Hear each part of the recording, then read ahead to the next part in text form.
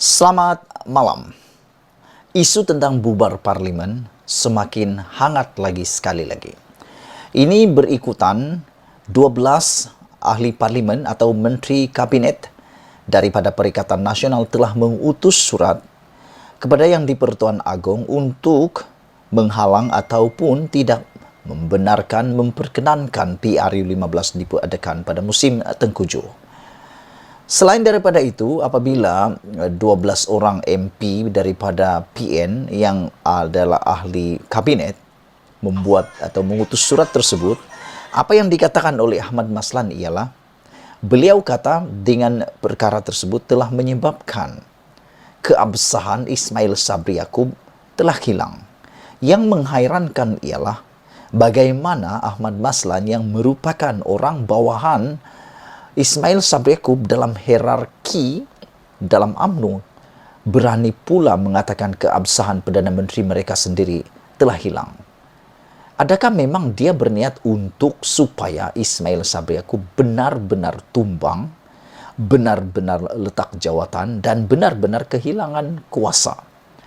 Dan isu yang paling hangat pada petang ini apabila persoalan besar besok mesyuarat MT bubar parlimen atau tindakan terhadap Perdana Menteri. Besok dijangka MT UMNO akan bermesyuarat, sama ada dua pilihan diambil. Bubar parlimen ataupun tindakan diambil terhadap Perdana Menteri Ismail Sabri Yaakob. Saudara-saudara yang dihormati sekalian, UMNO dijangka mengadakan mesyuarat Majlis Tertinggi MT khas malam esok.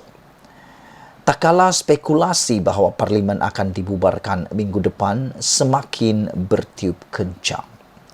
Malam esok akan ada mesyuarat khas.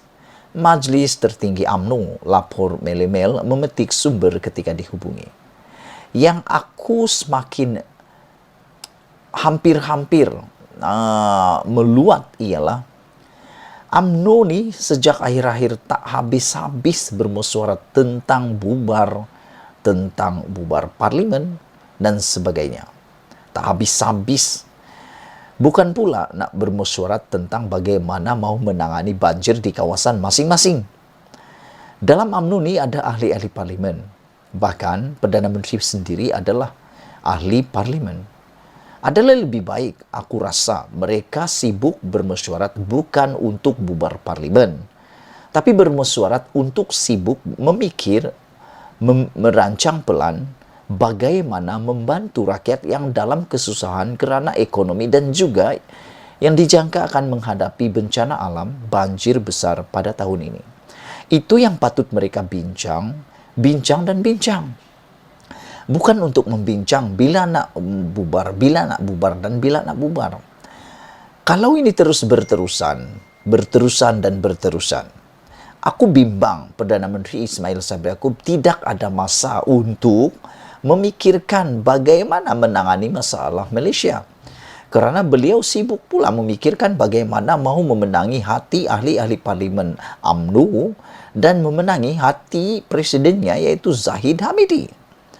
Kalau ini berterusan, pasti ia akan mengganggu prestasi Perdana Menteri Ismail Sabri Yaakob kerana selain daripada tekanan psikologi, tekanan mental, ini juga akan mengganggu masa beliau yang berkualiti.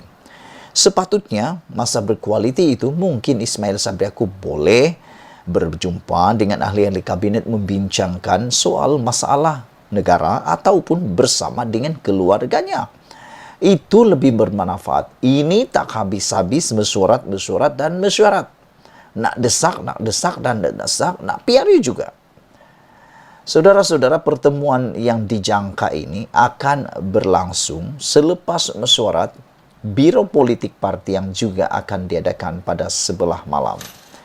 Difahamkan mesyuarat itu juga terus memberi tekanan kepada Naib Presiden UMNO yang juga Perdana Menteri Datuk Seri Ismail Sabri Yaakob supaya terus mengumumkan pembubaran parlimen bagi membolehkan pilihan raya umum ke-15 diadakan secepat mungkin.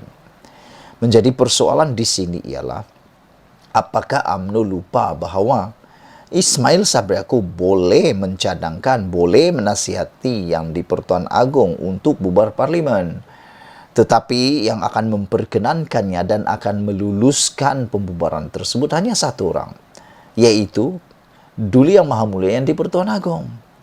Segala usaha itu akan jadi sia-sia kerana yang akan menentukannya itu berdasarkan budi bicara yang di Pertuan Agong. Dan harus diingat, sekiranya Ismail Sabri Yaakob terpaksa dan tersilap langkah menghantar dan membincangkan, menasihati yang di Pertuan Agong untuk membubarkan parlimen, dan tiba-tiba yang di Pertuan Agong pula menolak untuk membubarkan parlimen kerana menyedari bahawa rakyat dalam kesusahan dan musim banjir yang dijangka akan hebat pada tahun ini.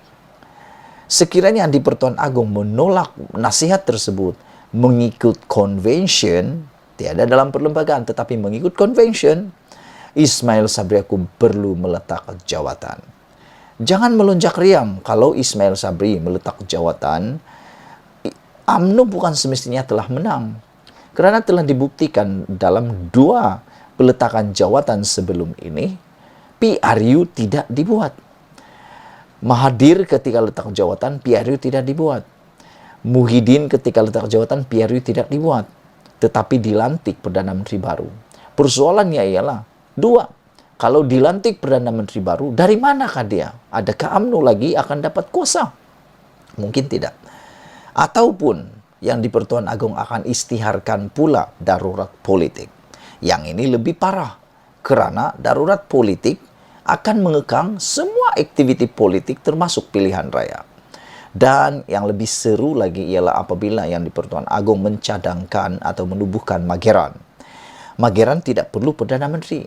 Tidak perlu Perdana Menteri. Jadi, UMNO sebenarnya sedang kehilangan, tersilap langkah, sedang kehilangan kuasa mereka yang sebenar. Kerana apabila darurat dilaksanakan atau Mageran dilaksanakan, maka kuasa penuh ataupun mutlak yang di Pertuan Agong akan pada berada maksimum.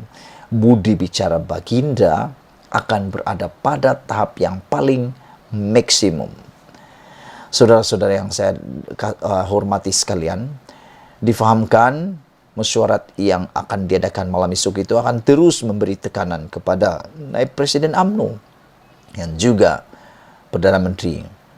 Terdahulu agenda Delhi memetik laporan The Straits Times ST Singapura bahawa cakap-cakap mengenai post-dated check daripada yang di Pertuan Agong berleluasa dalam kalangan kumpulan yang setia kepada Presiden UMNO Datuk Seri Ahmad Zahid Hamidi yang percaya bahawa Agong telah memberitahu Ismail Sabri bahawa terpulang kepada Perdana Menteri bila untuk mengadakan pilihan raya. Media Singapura itu melaporkan mereka difahamkan bahawa UMNO memberi kata dua kepada Ismail Sabri setelah menghadap yang di Pertuan Agong. Panggil PRU atau hadapi akibatnya.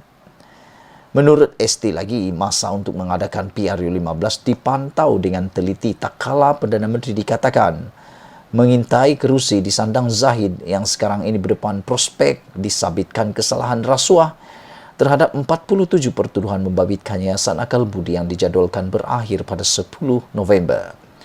Sebelum ini, Ismail Sabri mengalami pelbagai tekanan yang semakin meningkat dari partinya sendiri untuk mengadakan PRU 15 secepat mungkin. Bagaimanapun, beliau masih belum membuat sebarang keputusan untuk membubarkan parlimen. Pemimpin UMNO terlalu yakin bahawa mereka boleh memperoleh mandat besar memandangkan keadaan pembangkang tidak menentu serta pengundi yang semakin letih. Saudara-saudara yang dihormati sekalian, Kerajaan Ismail Sabri menggandakan perbelanjaan untuk bantuan sosial dan subsidi daripada hanya 5.2% di bajet 2022 kepada 11.3% di bawah penjagaan perbelanjaan mengurus tahun hadapan. Satu langkah yang sudah dijangka oleh pakar memandangkan kemungkinan PRU semakin hampir. Sekian dulu untuk malam ini. Jangan lupa tinggalkan komen anda. Tekan butang subscribe. Malaysia kita punya, kita jaga sama-sama cintai Malaysia. Bye-bye.